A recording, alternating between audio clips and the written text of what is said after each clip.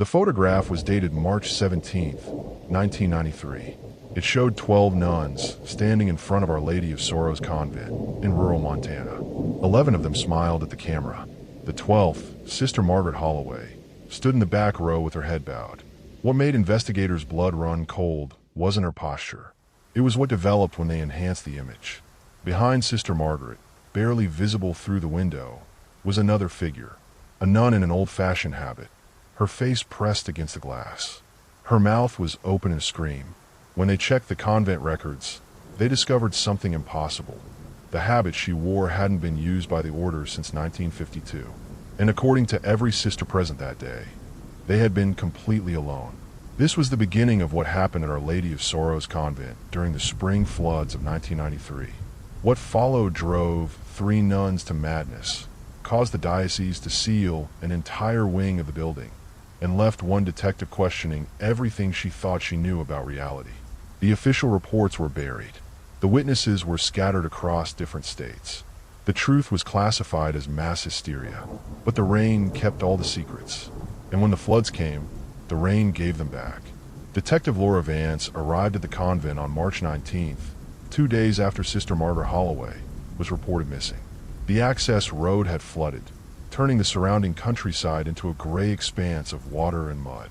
The convent sat on higher ground, a Gothic stone structure built in 1891, its bell tower rising like a warning finger against the storm-darkened sky.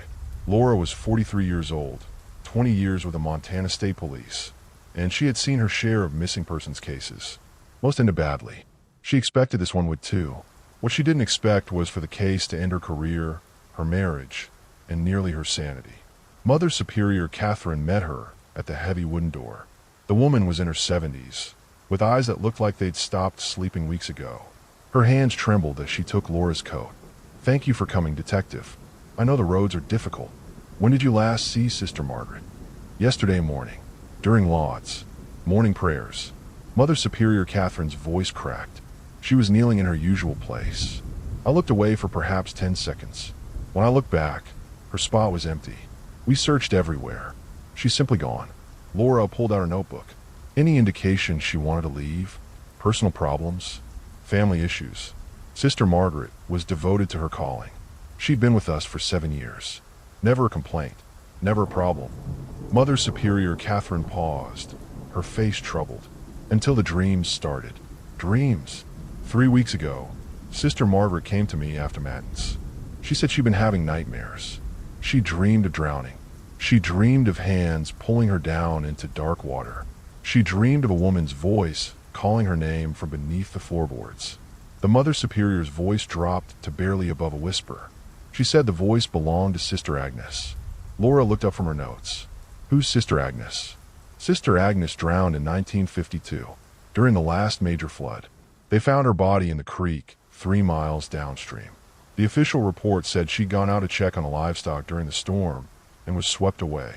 But the older sisters, the ones who were here then, they whispered that Sister Agnes had been acting strangely before she disappeared. They said she'd become obsessed with the basement, that she spent hours down there, talking to herself, that she claimed something was living in the walls. The temperature in the room seemed to drop. Laura felt goosebumps rise on her arms. "I need to see Sister Margaret's room." Sister Margaret's cell was on the 3rd floor, a small room barely 10 feet square. A narrow bed, a wooden desk, a crucifix on the wall, and a single window overlooking the flooded grounds. The room was painfully neat except for one detail that made Laura's trained eye narrow with concern. The floorboards near the bed had been pried up. Someone had used a screwdriver or knife to work the nails loose, exposing the dark space beneath. And scratched into the exposed wood, barely visible, were words carved in frantic handwriting. "She's underneath. She knows my name. The water brings her up." Laura knelt beside the hole, shining her flashlight into the darkness below. The beam revealed nothing but shadows and the sound of dripping water, which was strange because there were no pipes in this section of the building.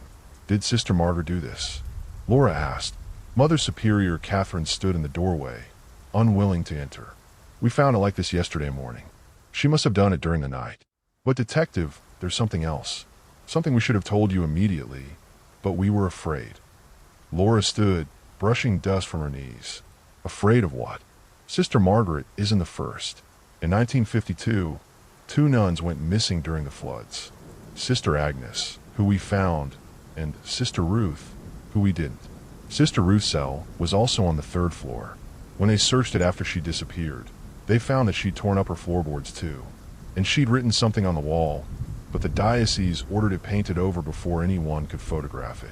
Laura felt that familiar prickle of unease that veteran cops learned to trust. Do you know what she wrote? Only one person claimed to have read it before they painted. Sister Mary Frances. She died in 1989, but she told me what she saw. It said, Sister Agnes didn't drown. She went down to feed it, and now it's hungry again. Laura insisted on seeing the basement, despite Mother Superior Catherine's visible reluctance. They descended a narrow stone staircase, the air growing colder and damper with each step. The basement was a maze of storage rooms and old equipment, lit by bare bulbs that cast harsh shadows across the stone walls. The floodwaters reach down here sometimes, Mother Superior Catherine explained. During heavy rains, we get seepage. The foundations are old. They crack. Laura played her flashlight across the walls, looking for any sign of Sister Margaret. That's when she saw them. Handprints.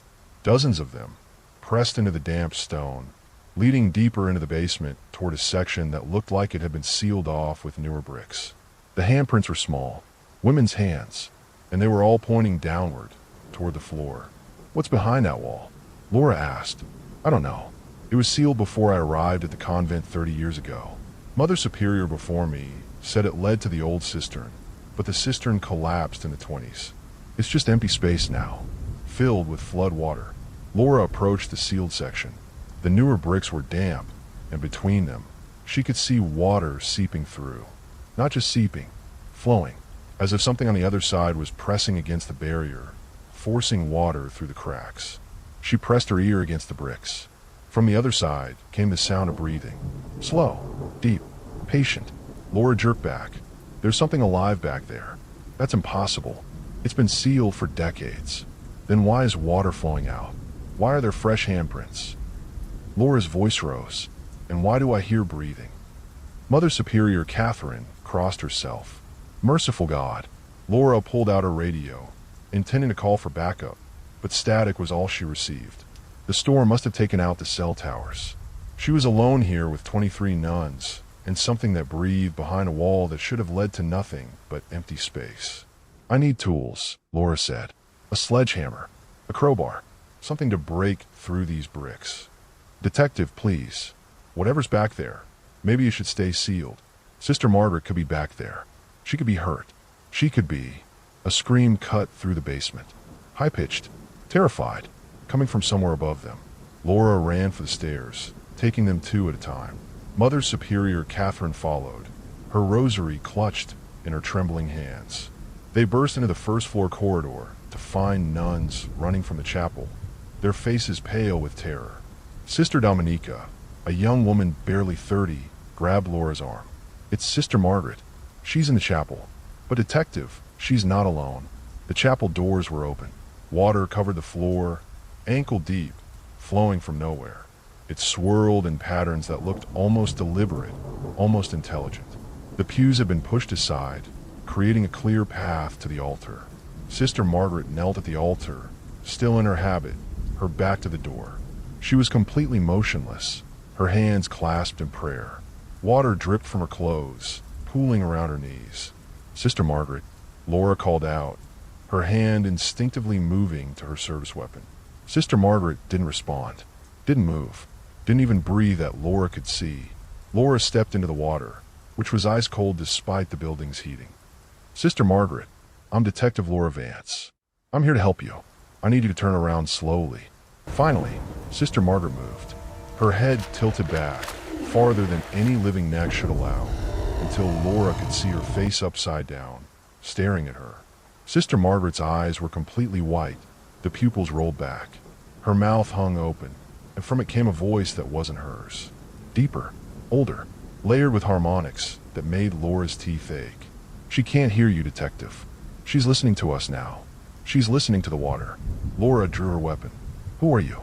What have you done to her? Sister Margaret's body stood, but it moved all wrong. the joints bent at angles that were almost imperceptible but deeply disturbing. She turned to face Laura fully, and Laura saw that Sister Margaret's habit was soaked through, water running from it in streams, far more water than fabric should hold. "We are what remains when devotion turns to desperation," the voice said through Sister Margaret's mouth. "We are the prayers that were never answered. We are Sister Agnes and Sister Ruth and all the others who came before them. We drowned in service to a God who abandoned this place. But the water remembered us. The water gave us purpose. The water made us one." Laura kept her weapon trained on Sister Margaret, even though every instinct told her bullets wouldn't help.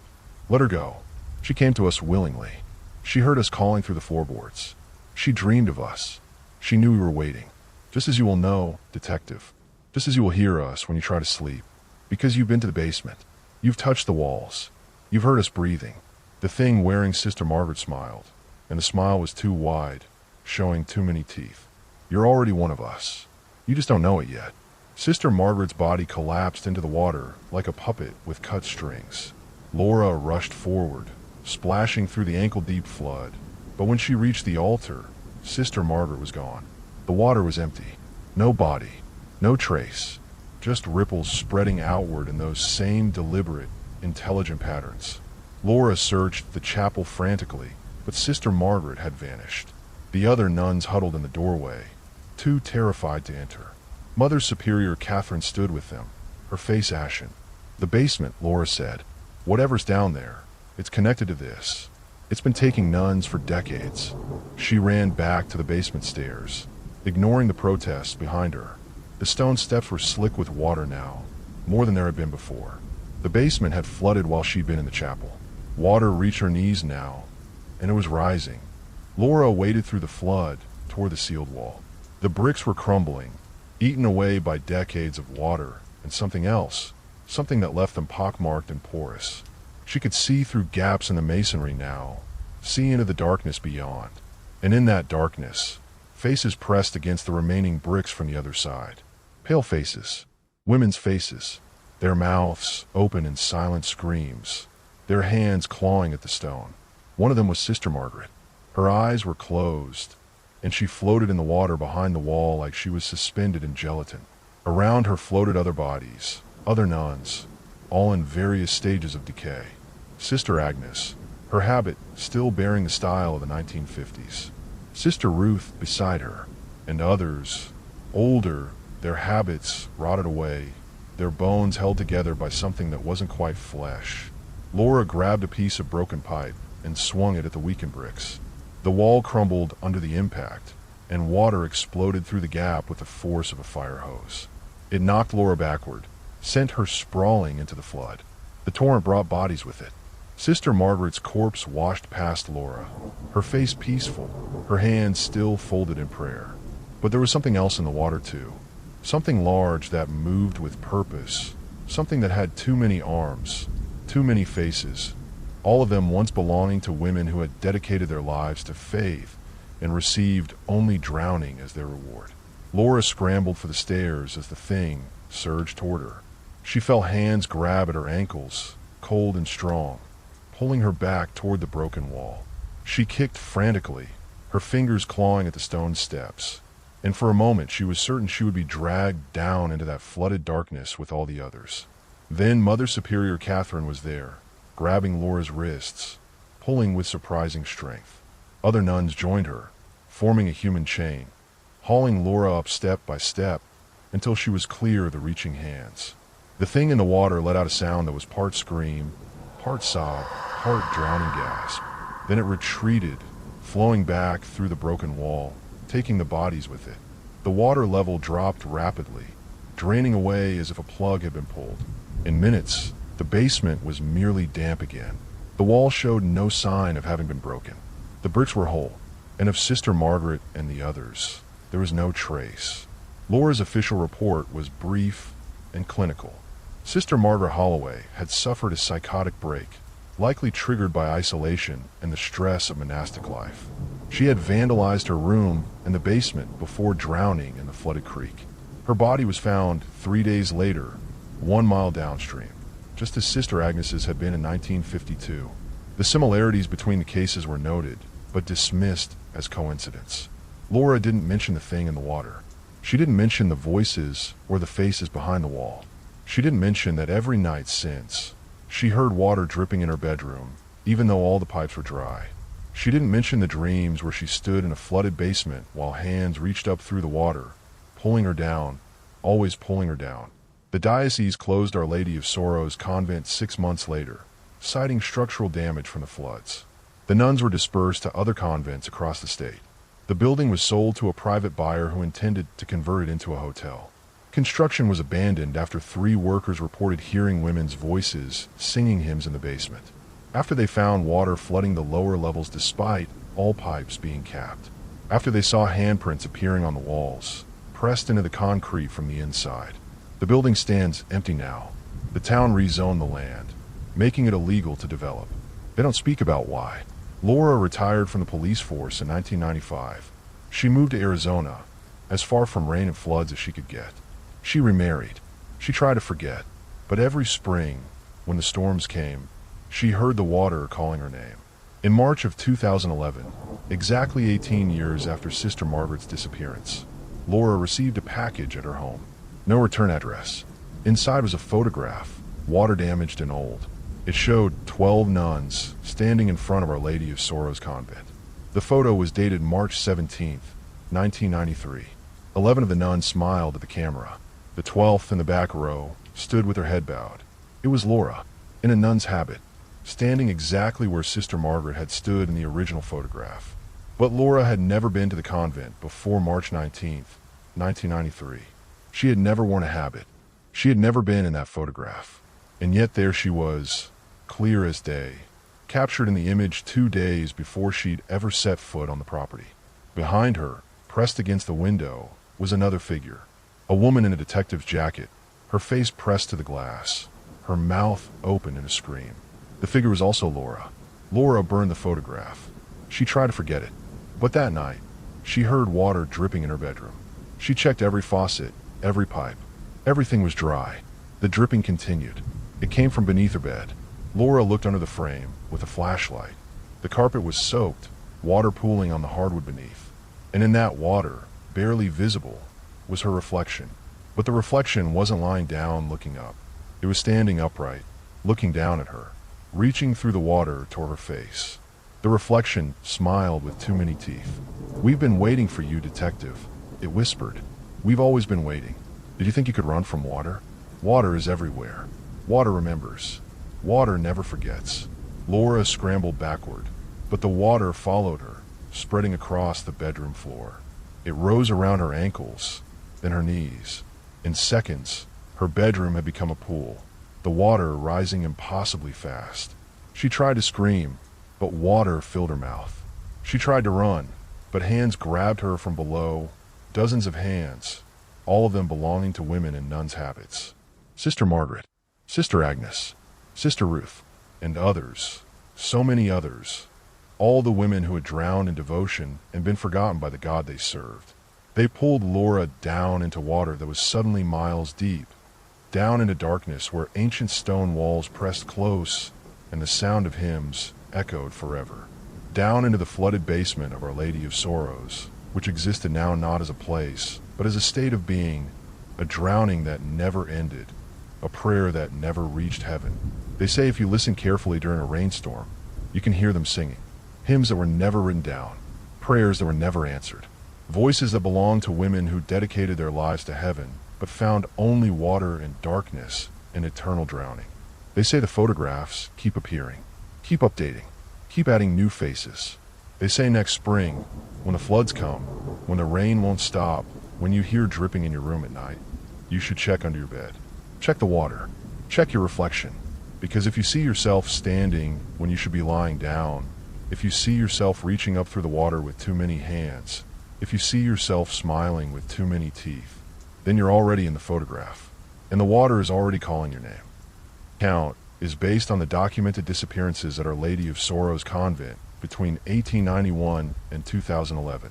17 nuns were reported missing during flood seasons. 15 bodies were eventually recovered from the creek. 2 were never found. The convent records disappeared during the building's collapse in 2015. The The Diocese of Montana declined to comment on this story. If you've experienced similar phenomena, particularly involving water, reflections, or disappearances during storms, document everything. But whatever you do, don't look under your bed when you hear the dripping. Some things that drown never really die. They just wait for the rain. Do well to like, comment, share, and subscribe for more videos like this.